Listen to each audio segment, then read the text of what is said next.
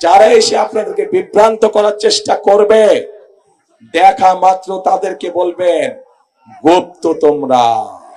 পারবেন বলতে? যারা এসে বিভ্রান্তিমূলক কথা ছড়াবে তাদের একটাই নাম, তারা হচ্ছে গুপ্ত। কারণ তাদেরকে গত 16 বছর আমরা দেখি নাই। তারা এদের সাথে মিশেছিল, যারা 5 তারিখে পালিয়ে গিয়েছে তাদের সাথে তলে তলে এরা মিশেছিল।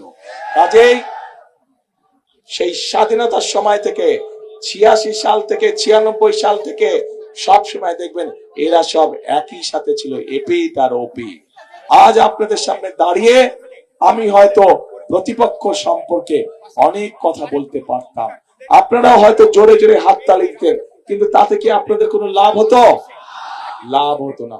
বাংলাদেশের মানুষ এখন জানতে চায়, বাংলাদেশের মানুষ এখন দেখতে চায় যে কোন রাজনৈতিক দল কি পরিকল্পনা গ্রহণ করবে দেশ এবং জনগণের জন্য, যাতে জনগণ এবং দেশ আগামীতে সামনের দিকে এগিয়ে যেতে পারে।